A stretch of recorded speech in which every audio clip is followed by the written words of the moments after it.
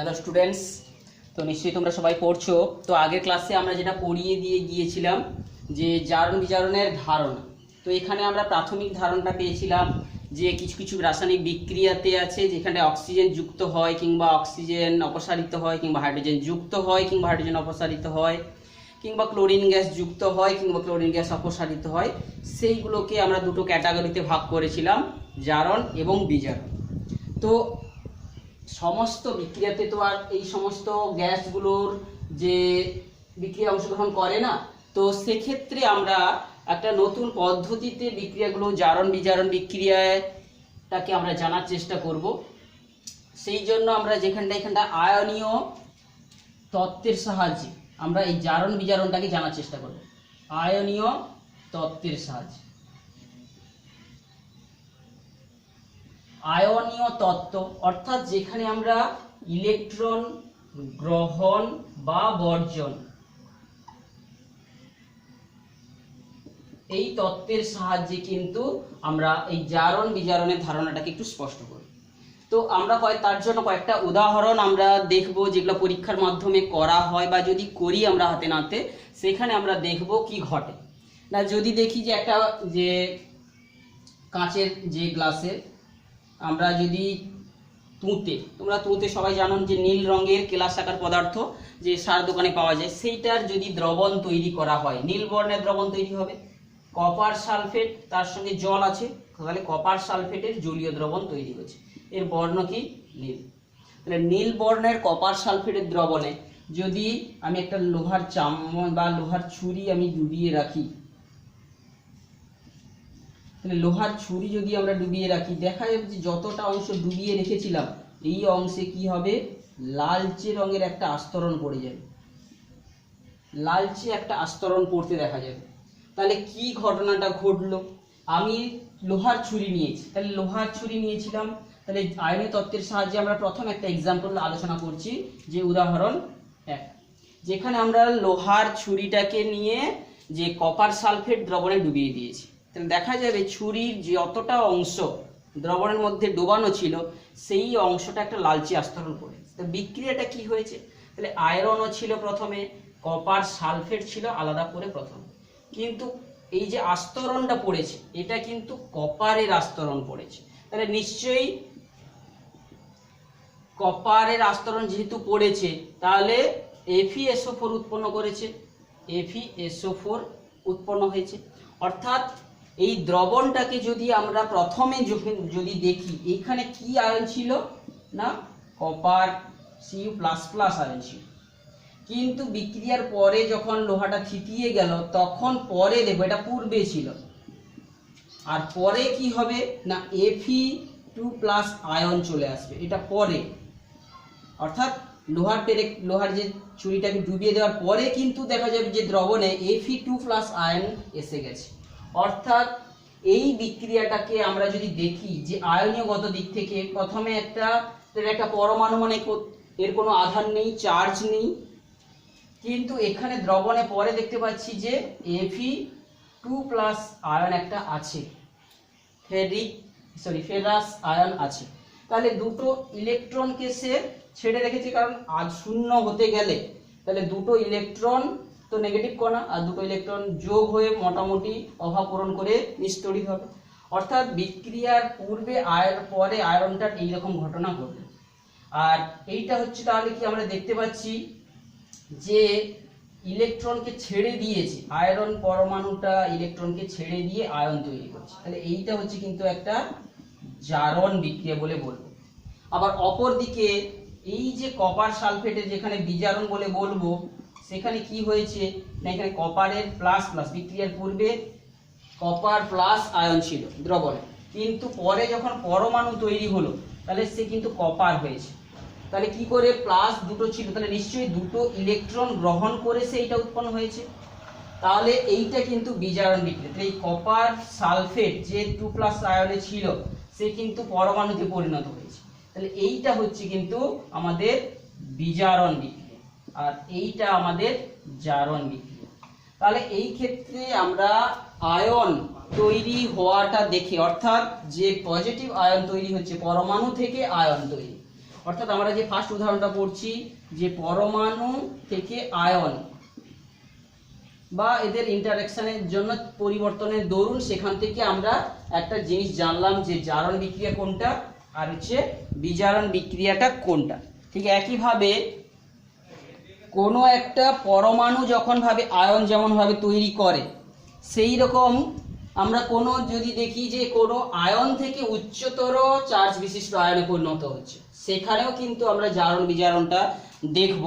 সেখানেও কিন্তু তাহলে দেখতে পাচ্ছি এখানটায় যে যে বিক্রিয়ায় ইলেকট্রনটা গ্রহণ হলো সেটা কিন্তু বিজারণ, আর যে বিক্রিয়ায় ইলেকট্রন ছাড়া হয়েছে সেটা হচ্ছে জারণ। যেমন কি এই যে আয়রন পরমাণুটা ইলেকট্রন ছেড়ে দিয়েছে, যে প্লাস আকারে ছেড়ে দিয়েছে, তাহলে এটা হচ্ছে জারণ। তাহলে ইলেকট্রন যদি বর্জন করে, ইলেকট্রন বর্জন মানে জারণ।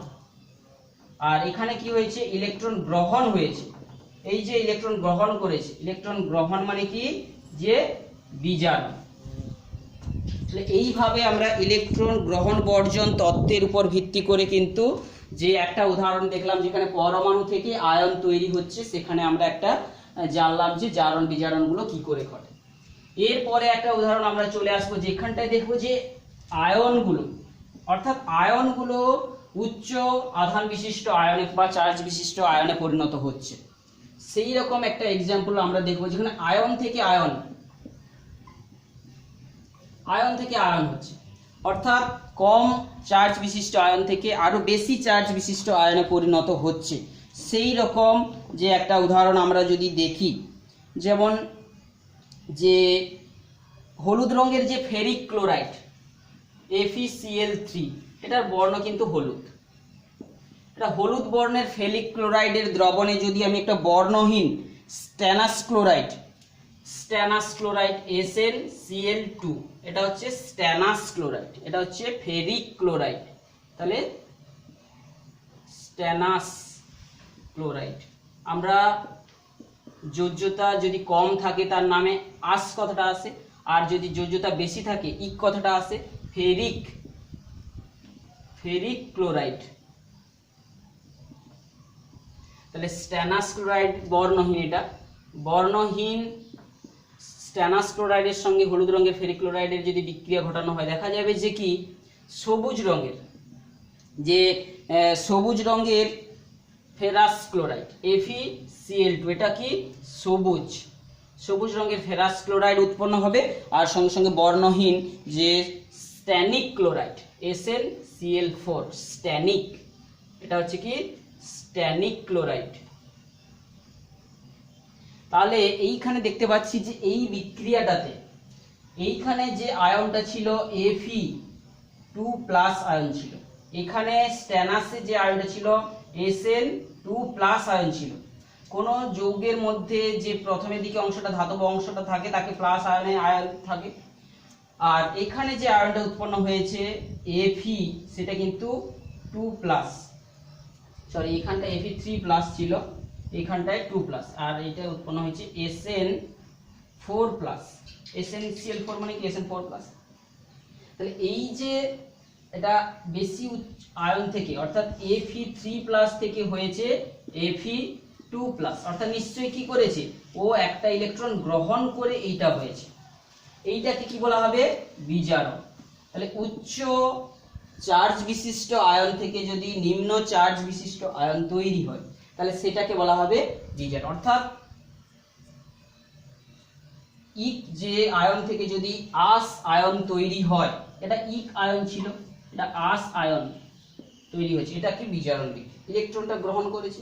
ঠিক অপরদিকে জারণ হয়েছে, যেমন দেখবো ওই যে স্ট্যানাস ছিল, অর্থাৎ Sn2+ ছিল, এখানে আস ছিল, হয়েছে কি ইক, তাহলে নিশ্চয়ই ও দুটো ইলেকট্রন ছেড়ে দিয়ে আরো বেশি যোজ্যতা চার্জ বিশিষ্ট আয়নে পরিণত হয়েছে, আজ থেকে ইক আয়ন তৈরি করেছে, তাহলে এটাকে বলা হবে যে জারণ। তাহলে এক্ষেত্রে আমরা দেখতে পাচ্ছি কোনো পরমাণু থেকে যখন আয়ন তৈরি হয় তার উদাহরণ যেমন দেখলাম, কোনো আয়ন থেকে আয়ন উচ্চ চার্জ বিশিষ্ট আরো আয়ন কিংবা কম চার্জ বিশিষ্ট আয়নে পরিণত হচ্ছে, সেই বিক্রিয়ার মধ্যেও কিন্তু যে জারণ বিজারণটা ঘটছে।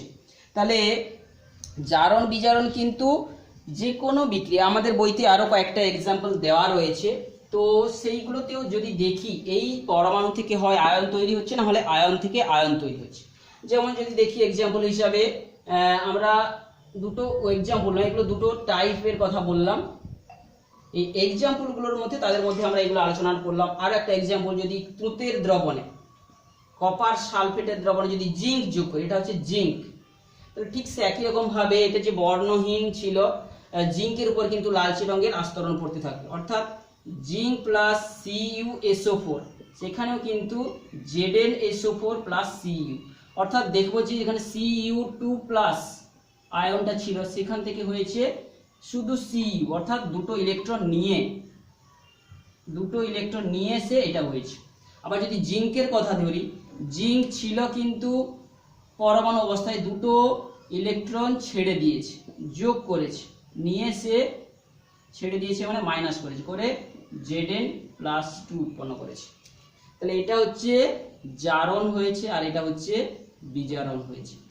ঠিক একই রকম আরো একটা এক্সাম্পল বইতে রয়েছে, যেমন হাইড্রোজেন গ্যাস প্রস্তুতিতে, সেখানে আমরা কোনো অ্যাসিড নিয়ে তার মধ্যে যদি জিঙ্কের ছিবড়া যোগ করি, সেক্ষেত্রেও দেখি হাইড্রোজেন গ্যাসটা উৎপন্ন হতে আমরা দেখি। সেক্ষেত্রে কি ঘটছে আমরা যদি দেখি, ধরো HCl বা লঘু H2SO4 নিয়েছি, লঘু H2SO4 একটা অ্যাসিড নিয়ে ওর মধ্যে জিঙ্কের ছিবড়া আমি যোগ করেছি।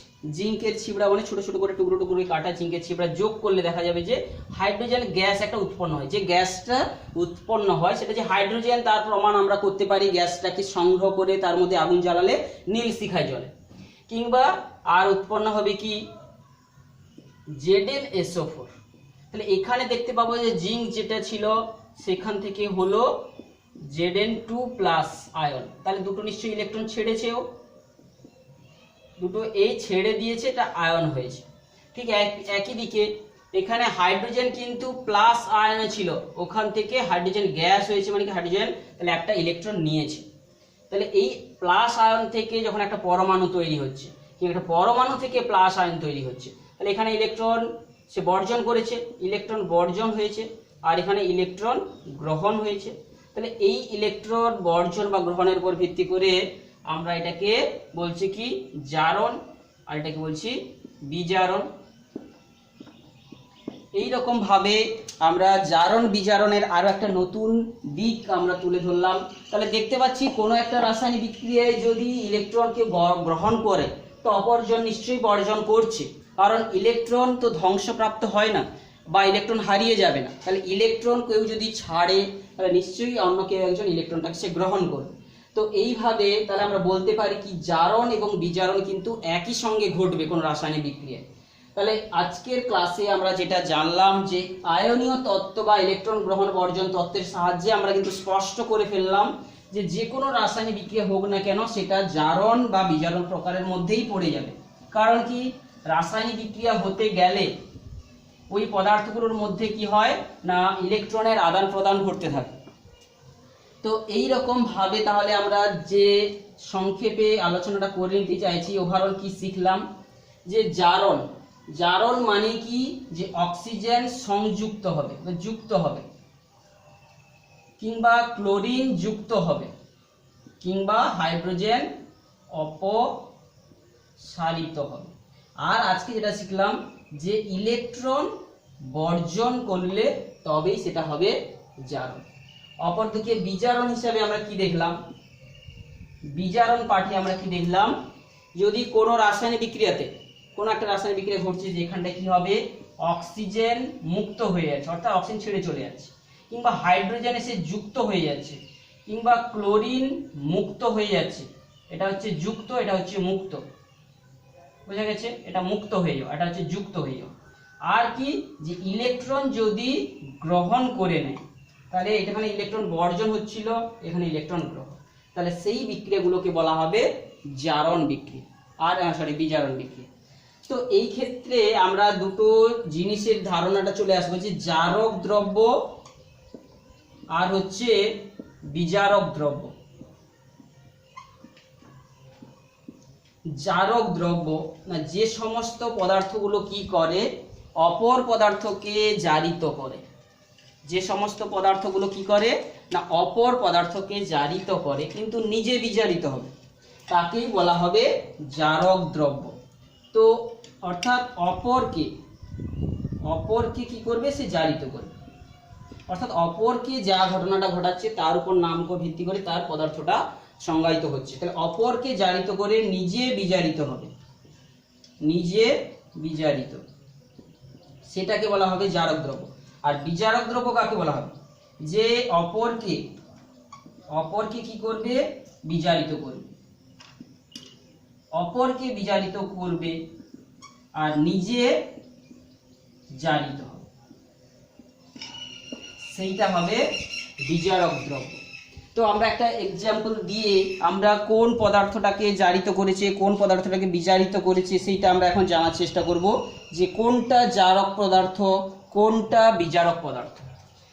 তাহলে কি হবে, কি জারক দ্রব্যগুলো যেগুলো হবে অপরকে জারিত করবে, অপরকে জারিত করবে মানে কি, অপর পদার্থের সঙ্গে অক্সিজেন যুক্ত ঘটাবে, অপর পদার্থের সঙ্গে ক্লোরিনের যুক্তি ঘটিয়ে দিবে, অপর পদার্থ থেকে হাইড্রোজেনকে অপসারিত করে দিবে, এই ঘটনাগুলো যে পদার্থটা করাবে সেইটা হবে জারক দ্রব্য। অপরদিকে যে পদার্থগুলো